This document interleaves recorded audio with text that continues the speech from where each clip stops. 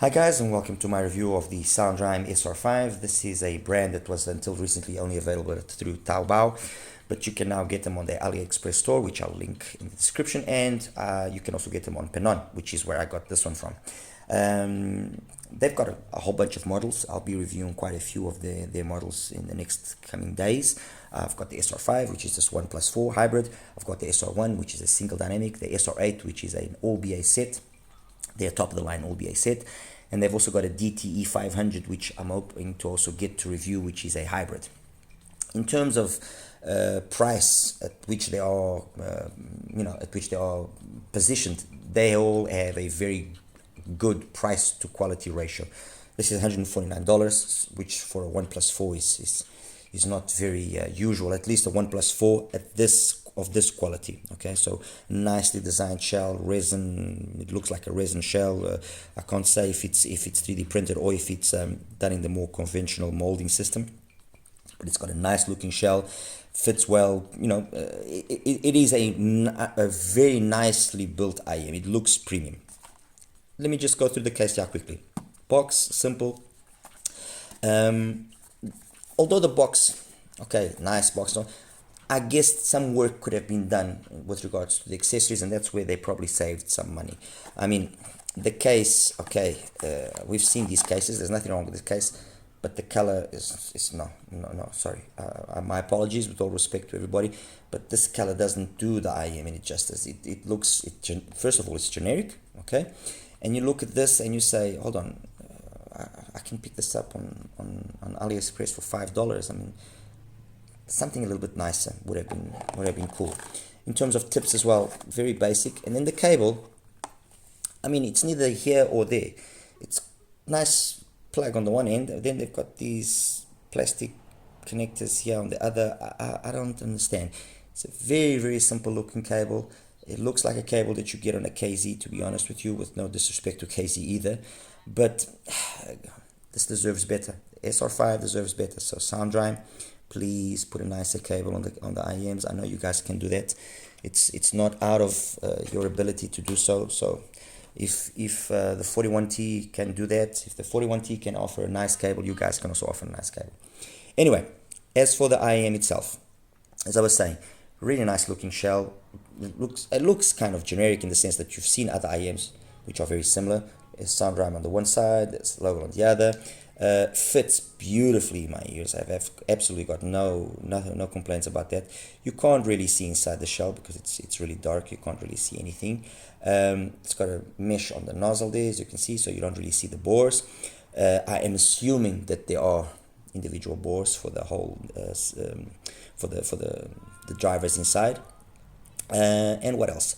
Yeah, that's basically it. It fits nicely, isolates well. They're not heavy, they're not fatiguing in that sense. They're well put together. They look the business. I'm using an XI and HS cable, the copper one, just for reference. Again, I'll link it in the description. I really enjoy this cable. It measures within the parameters that I usually look for in cables. So that's the reason why I'm using it. Doesn't tangle, looks the business, and it just goes nicely with this IM. It looks the part. Anyway, that's the hardware side of things. Okay, what do I have here to compare the SR5 with? I've got the Juzear 41T, I've got the Full Performer 5, I've got the H50, I've got the the ISN H50, sorry, the Yanyan Canon, and the Aur Audio, which there are, as far as I know, a few units still available, but it's no longer in production. Okay, this is a big price range here. We're talking $163. We're talking about $200 to $215, depends. We're talking roughly $300 here, $289 to $300 for the ISN, $340 for the Canon, and $380 for the Aur. This is $149. Over there we got a serial. I'll get to that in a second. So there's a big disparity of prices here, but the reason why I've got them out here is to kind of compare which are, well, kind of references. Let's put it that way. That's a reference, and that's also a reference for the way that it's been tuned. The Aur is also a reference.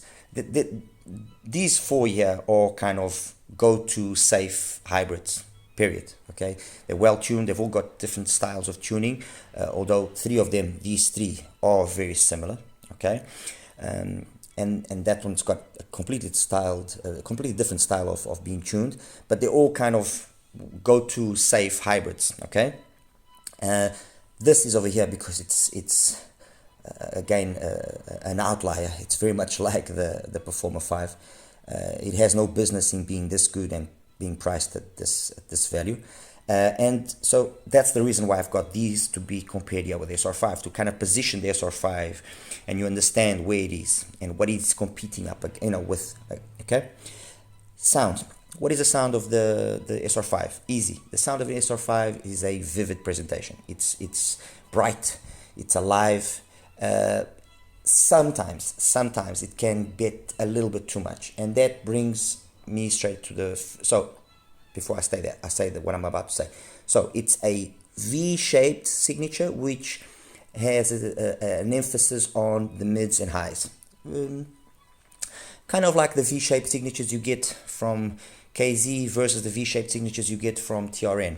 KZ usually focuses more on the bass, TRN usually focuses more on the mids and highs. So that's kind of what's going on here. It's a V-shaped signature which has a tendency of focusing more, or which has been focused more on the mids and the highs. So it's a super easy IEM to drive. You connect it to your iPhone, to a little Ampel dongle, you'll get more than what you want out of it, trust me.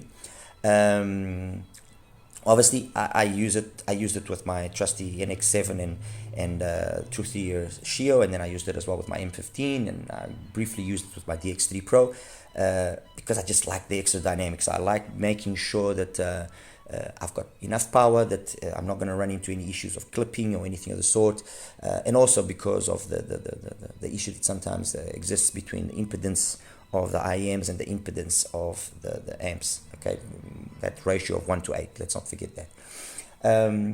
So the sound is vivid, as I said. The bass is, for the most part, it's fine. It's good. It's got decent speed, decent texture, good slam, good sub bass. But the bass is not the standout feature yet, definitely not.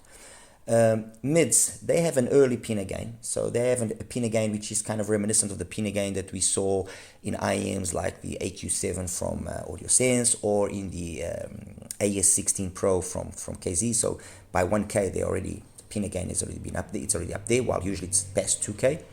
And that makes things forward, makes, vocals sound forward. Some female vocals will benefit from that, others not so. Some male vocal, well, the majority of the male vocals sounded fine. I really didn't have any issues there. But what happens when you do things this forward is that then that area between 1.5 close to 2K and then 5-6K becomes kind of emphasized, kind of bloated. So this can lead to what I was saying earlier, and I was about to say earlier, which is you have that overly vivid, overly alive, bright presentation, that when you start putting up the volume, and I like listening to my music loud, that's one of the things that I like doing, and making sure that they can handle and that things don't get out of whack and that there's good scaling. That's when then the SR5 starts showing a little bit its weakness, which is it doesn't have the best scaling. It kind of loses its whack when you start cranking up the volume. Fine, you can counteract all of those issues in terms of that excessive brightness and so on and so forth using different tips and doing some serious tip rolling, which is what I did. And I'm using these foam tips, which I'll also link in the description, which are very similar to the KZ foam tips that they've recently launched. So foam, definitely, in my opinion, foams are the way to go with SR5, and tip rolling is a definite must here. Definite must, okay? But for the majority of the times, the mids are okay. They just that little bit extra vividness, which in certain instruments like certain cymbals can sound just a little bit too intense. Certain guitar can also sound just a little bit too much. For example, if I'm listening to, let's say, Feels Good from Rashaan Peterson, it sounds fine at certain volumes, but when you start getting into the groove of things and getting, let's say, enthusiastic about the volume, it can get a little bit too intense.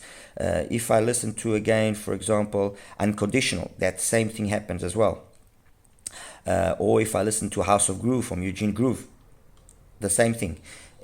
The slam, the cymbals, they're just a little bit too intense.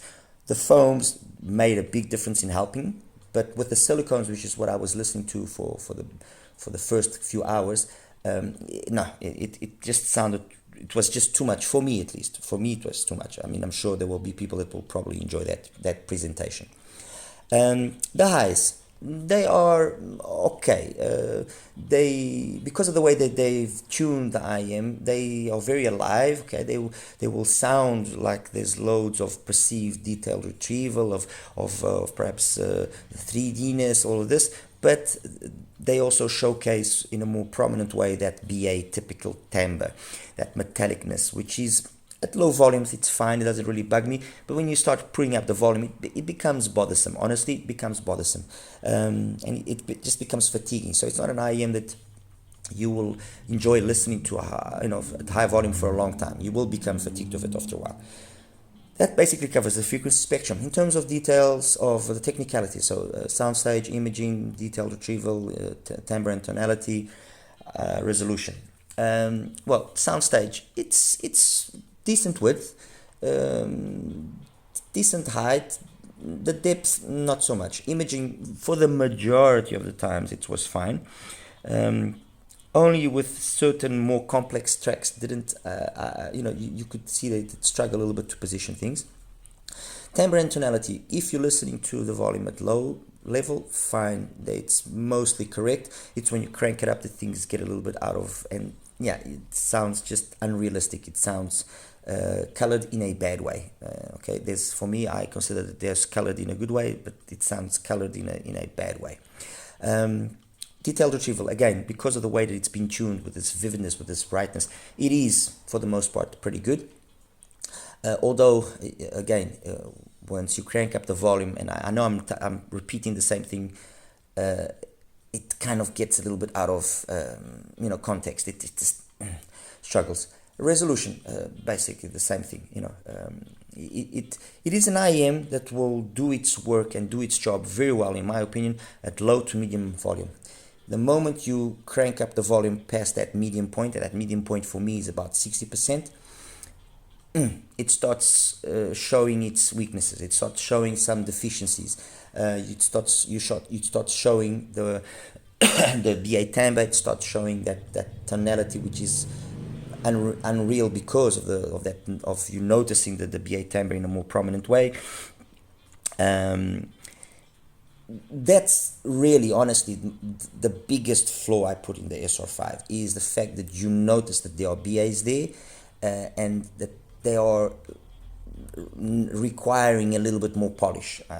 There's definitely room for improvement here. Definitely room. I don't see why they couldn't come out with an SR5 Evo or an SR5 Pro, if you want to call it, or an SR5 Plus, which could be a more polished up version of this, either by just maybe changing the way that they've done the tuning filters on the actual ducts for the BAs, or then actually even working on the crossover network. I mean, one of the strengths of the Performer 5 is precisely the fact that the crossover network was done in a very mature way, and that's what made it sound as good as it does.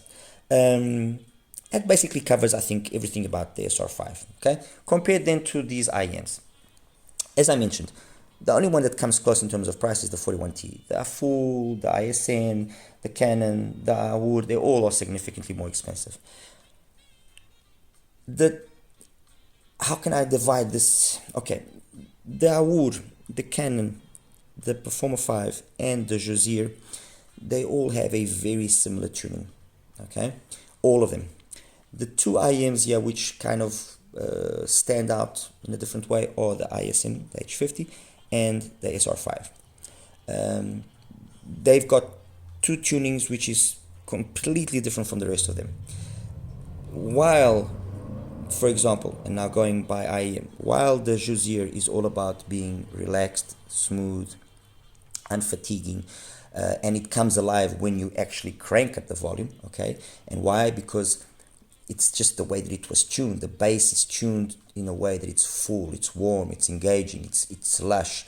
The mids, again, very full, very correct, very timbre and tonality is perfect. It's very musical. It's an IEM that very much reminds me of the Serial. That's why I've got the Serial here.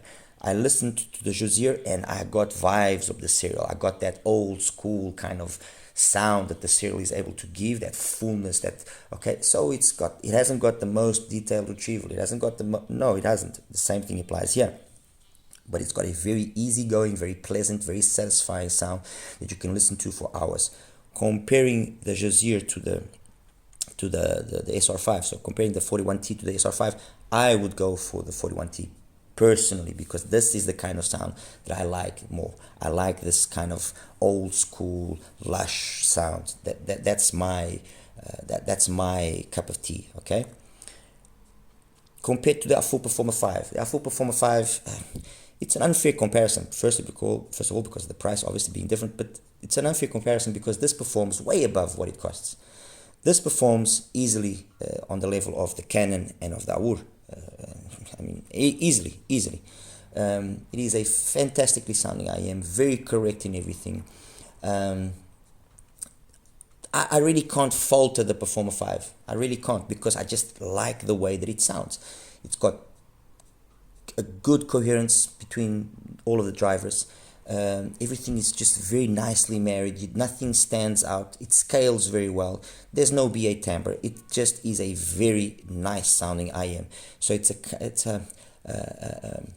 a mature. It's got a very mature sound. So to say that it's better than the SR5, okay, yes, it's better, but it's also unfair because they are very different. It's different. Do I think it's worthwhile the price difference, saving up and getting the Performer 5? Hell yes, of course, definitely. I mean, this is good. This sounds really good, but that's just on a different league. Okay. Going on to the Canon and to the Awur, the same thing that I've just said for the Performer 5 basically applies. The Canon with its switches is an absolute beast, and on that top note, let me just mention the following. Doing now this review, you end up, when you listen to so many IEMs, you end up sometimes not giving certain IEMs that deserve the attention that they should be getting, and you forget about them, and so on and so forth. So actually doing this review allowed me to get reacquainted with the Canon, and I started playing around with the switches a little bit more, and tips and so on and so forth. And I came to two conclusions. First of all, the switches here, they do wonders for this IEM. So if I have to say there's one IEM out of all the IEMs here that makes the most sense to buy because of the versatility that it offers, it's the Canon. Period. End of story. I don't. If people don't like what I'm saying, my apologies, but that's the reality. The most versatile IEM out of all of these IEMs here, and they all have their weaknesses and strengths, is the Yannian Canon. The switches work wonders. They do wonders to this IEM, and they allow it to become tailored to whatever kind of presentation you want. If I have it in the 010 presentation, setting, it has a sound which is going to be more on the bright side, like over here, but it's polished, it's well done, it's well executed. If I have it in the 000 setting like it is now, it is like the Awur Audio Awur. It's like the Performer 5. It's full, mature, it's got guts, it's got presence. You listen to it and you say, wow, this what is this? It sounds serious. And all you have to do is just play around with the switches, and I was absolutely blown away because I'd forgotten. I've had it for so long, I'd forgotten, and you kind of get carried away with everything always coming out and so on and so forth. So just a little side note about the Canon. And as I was saying, what I mentioned about the Performer 5 applies to the Canon and to the Awur. These three IEMs, it's unfair to really compare them. Because they are better than the SR5. Period. That's it. End of story. Then we have the H50, and the H50, yes, it is also better than the than the SR5, but the H50 is a more niche kind of tuning. It's got a tuning which I personally also like, because it's a tuning that reminds me of the Serial.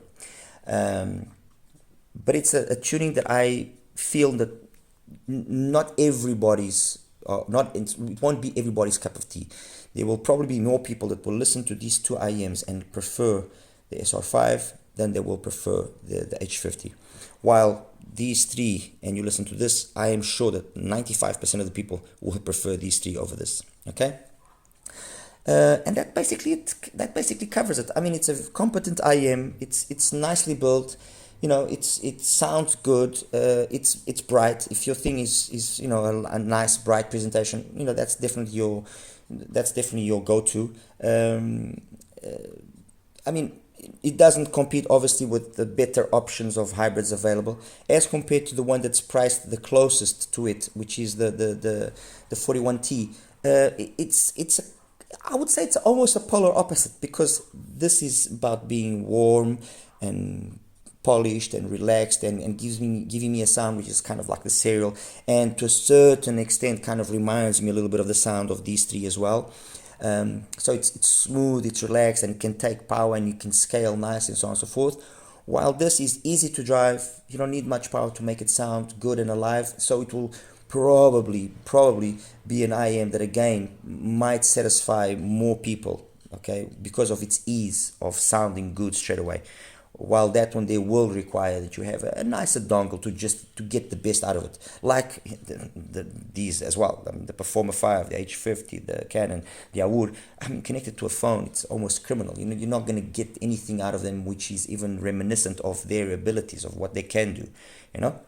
And that's it, guys. I hope you enjoyed my little take here on the SR5. Like I said, I'll be doing the SR1, and I'll be doing as well the SR8, and hopefully the DT500. So I'll show you now the graphs, and I'll see you in the next one. All right. Thank you. Take care. Bye bye. Hi guys, and welcome now to the graph section for the SoundRhymes SR5.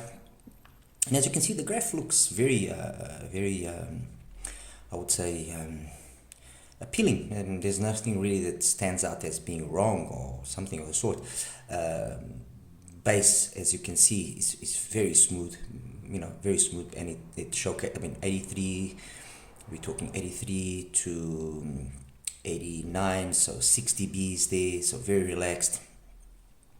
And then from the lowest up to this, 98, almost 9 dBs. So, like I said, although usually I attribute a V-shaped when it's about 8 dBs either way, you know, from the lowest point of the mids to the bass, highest point into the mid, and to the upper mid to the highest point, about 8 dBs. I consider that a V. This you could consider it a V, a very kind of mild V, if that, with an emphasis on this area here, and the mids and upper mids and treble.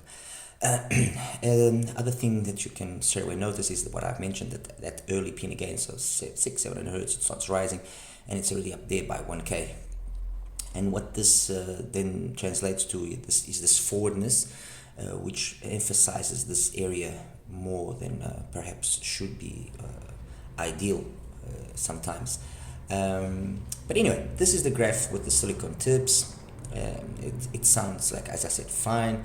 If anything, it's just a little bit too intense at times. So I used the phone tips, and as you can see, it seems like not much has changed, but it brought down a little bit this area over at 6, 7, 8K. And although you might think, oh, okay, but that hasn't changed the other part of the frequency range where you said things are a little bit energetic and so on. The reality is the fact that it's a foam, it somehow interacts differently, and it just makes it a little bit tamer.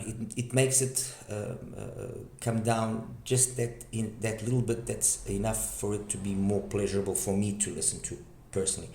But anyway, as I said as well, just because for me I would like it a little bit tamer doesn't mean that other people won't appreciate the way it is. And I do appreciate it. I mean, don't get me wrong, I do appreciate it. I just prefer a more relaxed kind of presentation. which by looking at this you would never think that it wouldn't be a relaxed presentation. Anyway, I'm going to take away the graph with the silicone. I'm just going to leave the one with the foam, and I'm going to now introduce the other IEMs that I used for the comparison. The first one is the Juzear, the 41T. I normalized everything at 500 Hertz, and as you can see, this is truly smooth. Okay, very relaxed as well. The pin again, very smooth, peaking at about 2.5 more or less, and then just gradually going down. And this here shows itself very well in how you listen to the IEM. It's way more, it's smoother. It's not as forwardness. I mean, this energy here is not only a coupler related energy peak. No, it's there. It's present there.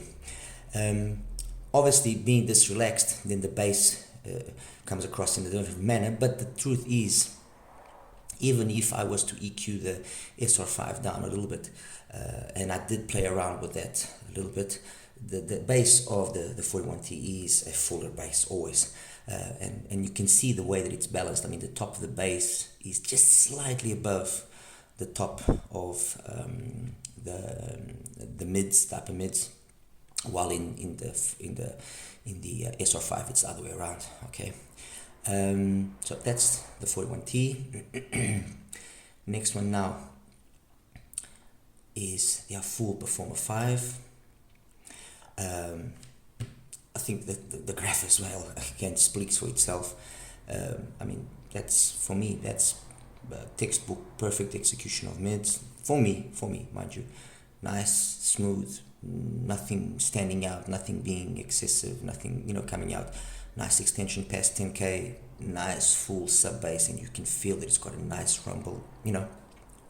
Perfect. I mean, really. I mean, and this is the funny thing, when you actually compare the two, you say to yourself, but the SR5 doesn't seem that bad compared to the. And the thing is, it's on graph it's one thing, but when you listen to it, it's different. That's why graphs are graphs, and listening to something is a different story. Next one now. Actually, just let's do the ISN. The ISN is a perfect case of, you look at this graph and you say to yourself, oh my god, this thing must be an absolute mess. The mids must be totally recessed, and bass is bloated, and what is this? And then when you listen to the ISN, to the H50, it is an absolute pleasure to listen to. It is a really nice sounding IM. Okay, it might be a little bit lacking for some in terms of its vocal presentation and so on. But honestly, I don't find it that. And I think the secret of the ISN is the fact that everything stays within a window which is about 80, 88, yeah. Everything stays within more or less a window of about 8 dBs, and the fact that everything stays within that tight window, the way that the bass here extends and kind of seems to bleed into the mids, but I don't know, it just acoustically, it just sounds really good. It sounds really, really good. The H50 is one of those IMs that goes against the rules of, you're looking at the graph, and then when you listen to it, it sounds, and again, compared to the SR5, two polar opposites completely. Okay. This is with the Awur audio now, with the Awur audio, very similar to the Performer 5, and I'll put that one up in a second again. Nice, you can feel this nice fullness of the bass of the Awur. You can feel it, and again, mids perfectly executed. I mean, really, no flaw there. And finally, with the Canon, where is the Canon? Here he is, 9 with the Canon. Again, another IM with, I mean, really nothing to be said about it. It's fine. It plays amazingly well, and plus with all that versatility in terms of the switches, which work, which do something. Okay, for the sake of just finishing up on what I was saying earlier about the versatility of the Yanyin. This is, where is it now? Yeah, there we go, that's it. Okay, I'm just going to show you so that you can see how different things can sound in the Canon if you want to. This is the Canon's graph in the 010 setting. I mean, it's there, you know. And the funny thing is, even though it seems like it's lost a lot of bass and it's now become very lean and there's no, you know, no, it sounds absolutely flawless. I mean, if I have to put it next to the SR5, here we go, you see a lot of similarities, especially in the way that the bass is executed and even everything else. And they're two totally different beasts. Canon, definitely an IEM that I really enjoyed revisiting. I'll just put back again this main one, the main setting that I use on the Canon, and just for a final comparison with the Performer 5. You can understand what I was saying about the similarities with the Performer 5 and how the Canon, the Performer 5 and the would sound so similar. And finally, compared with the Award, I'll just put the Award here in red so it stands out a little bit more. Okay, and that's with the Award. And again, the similarities in the way that the Canon and the 000 setting can play with the Award is just one thing which is very noticeable straight away, is that there is more extension on the Canon. There definitely is more extension in the Canon.